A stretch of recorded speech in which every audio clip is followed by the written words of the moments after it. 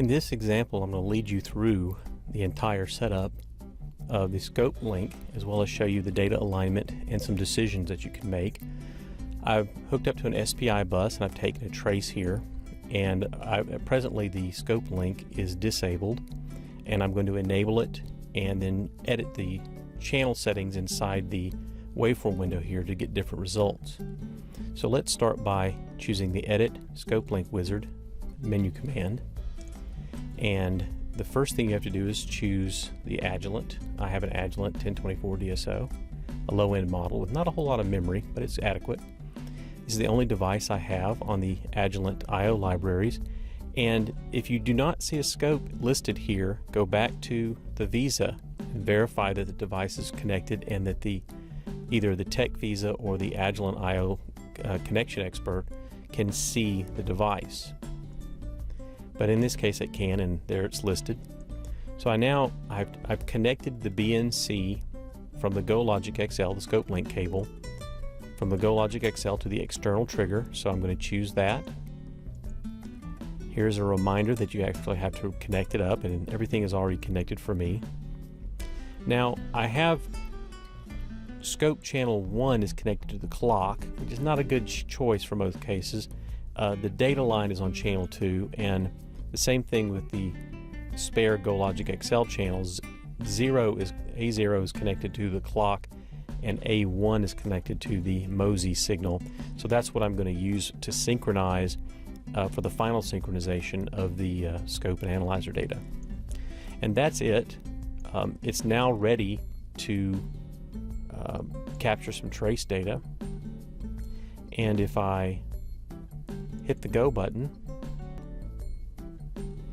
it's triggering on a long sequence of SPI bus values, an 80, 1, 2, 3, all the way through to 87. So there's 8 values in a series that it has to trigger on. If I zoom out a little bit here, you can see there's 80 through 87, and the trigger is at the end of that last packet. Now you'll notice that there's no scope data in the visible, and I wanted to show you how you add that manually.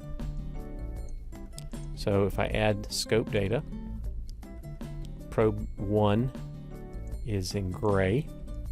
I'll make it agree with, and let's go to another channel, and let's scope data probe 2, and let's make that one brown, and done.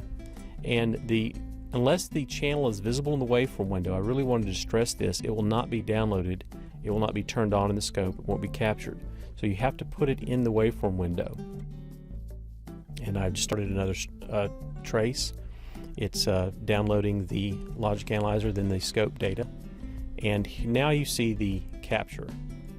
The clock channel is in gray, and it's synchronized. And the data is synchronized. And I can add another channel. I've got one more scope probe. I've got one more scope channel hooked up here. Scope data. And we want this one red, and let's use probe 3, which is the chip select in this case. You'll notice it's not in the data. If I now take a new trace, it starts the DSO first.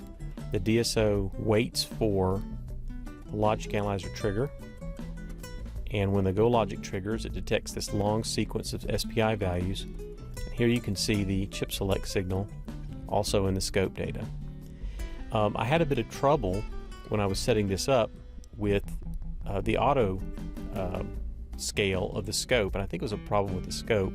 In the end, I had to set the probe channels up manually, the voltage per division, and the offset and things like that, and the sampling rate. But once I had that figured out, everything went very smoothly.